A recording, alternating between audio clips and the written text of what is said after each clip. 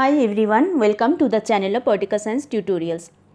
In this video, we will try to understand a famous philosopher Rousseau's political thought with the concept of his social contract and general will.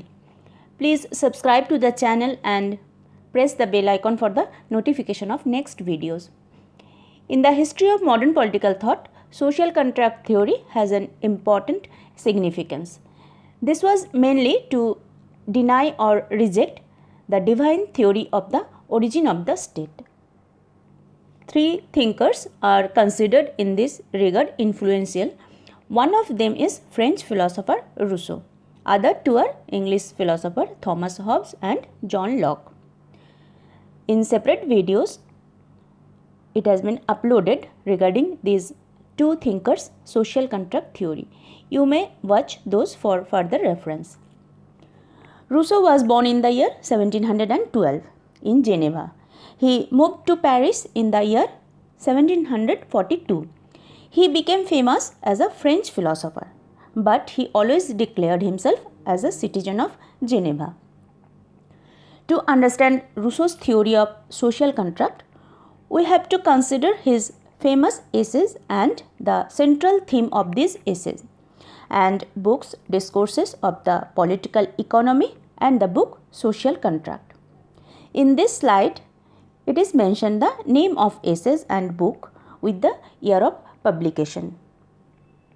Rousseau was a philosopher of Enlightenment era, when the progress of science and arts led to an intellectual movement. Rousseau's philosophy influenced the development of modern political, economic and educational thought. His theory, according to many scholars, was an intellectual force behind the French Revolution, the revolution which overthrew the monarchy and established a republic. Now, considering the main theme of his writings, let us try to understand what messages Rousseau sent by his theory of general will and theory of social contract. His famous essay,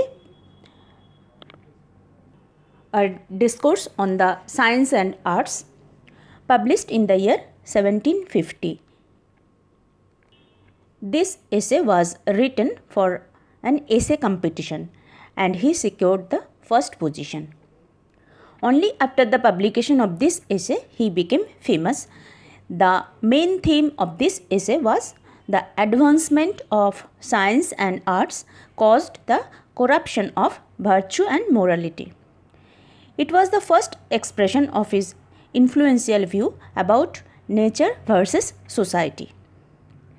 His second essay, published in the year 1754, named Discourse on the Origin of Inequality. It was also written for an essay competition, but he won no prize. But he published it in the year 1755 and widely recognized.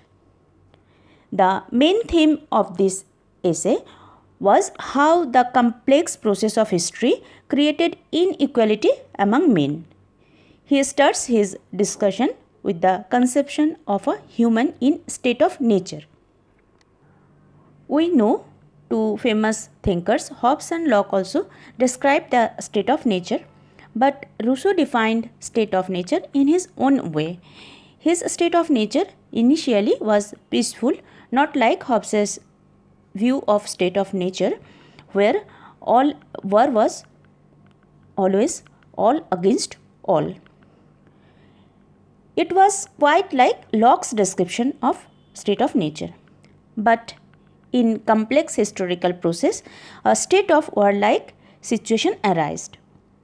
Rousseau thinks that notion of private property is the source and basis of all types of inequality.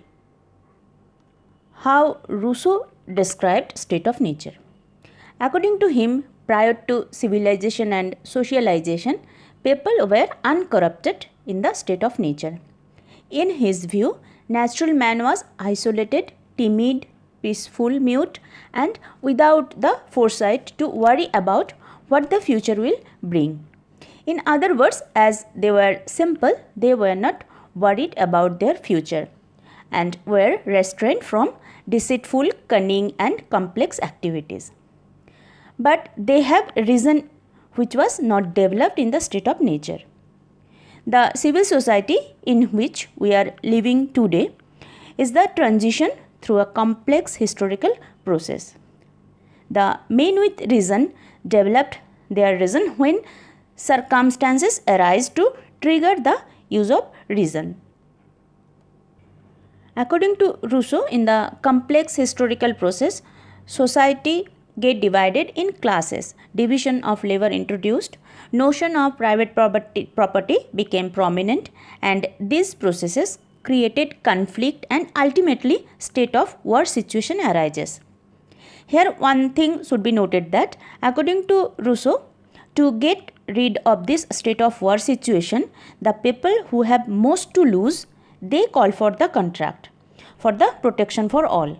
In the next part of the video, I am going to discuss in detail. Now we will try to understand why he said man is born free but he is everywhere in chain. This is a famous quote by Rousseau. Through his concept of general will and social contract, how he tried to establish that it is possible to enjoy freedom within a civil society. The idea through this quote separated Rousseau from his contemporary thinkers. This is a message that common man can enjoy freedom under a political authority. His contemporary theorists had spoken of elite only, but Rousseau gave importance to the will of the common people. His perfect world is where the will of the common man is most important. This will he called as general will. Now we will try to understand through detailed discussion what he meant by general will. Rousseau introduced his concept of general will in his book Discourse on the Political Economy. This concept is a major aspect of his political thought. Further, he developed this concept in his book The Social Contract. What is general will? Like a human body, political state is also an unified identity. And just a body has a will that looks after the well-being of the whole, a political state also has a will which looks to its general well-being. But conflicts occurs when the general will is at odds with one or more of the individual wills of its citizens. Rousseau articulates three maxims which supply the basis for a politically virtuous state. First, follow the general will in every action. Second, ensure that every particular will is in accordance with the general will. And third, public needs must be satisfied. Rousseau claims that when laws are in accordance with the general will, good citizens will respect and love both the state and their fellow citizens. Whom he called the good citizens? Good citizens are those who never prioritize their private ambitions first. Rather, they are committed to general good, even if it is there against personal interest. Here the point is clear that a state must be consist of good citizens or the persons who are ready to sacrifice their self-interest for the sake of public good. Next point is about Rousseau's concept of sovereignty. He developed his idea of sovereignty in his book The Social Contract, published in the year 1762. He tied sovereignty direct to the general will.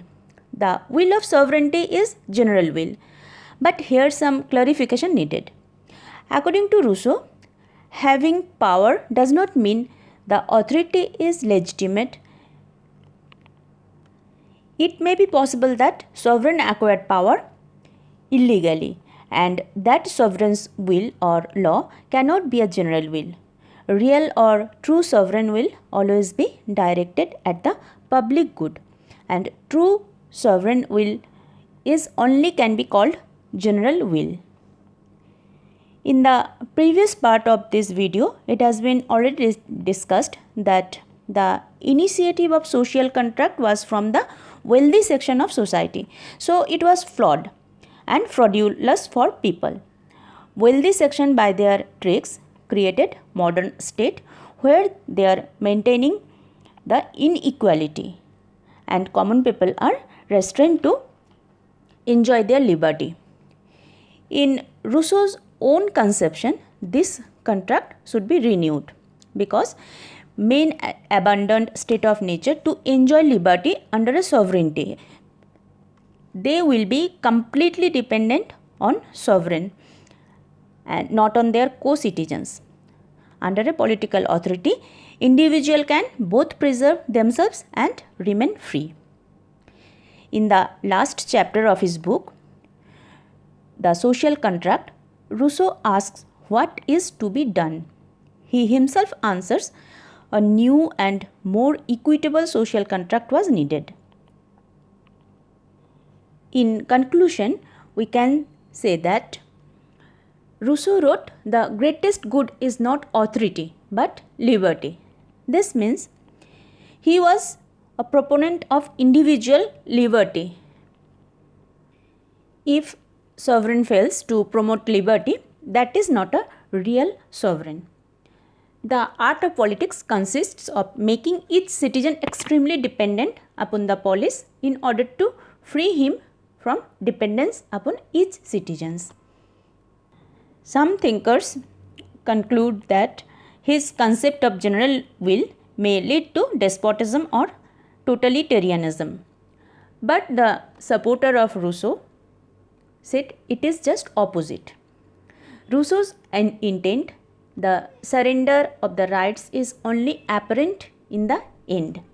Individuals retain the rights that they appear to given up. His supporters say the social contract is designed to secure or to restore the individuals in the state of civilization, the equivalent of the rights they enjoyed in the state of nature.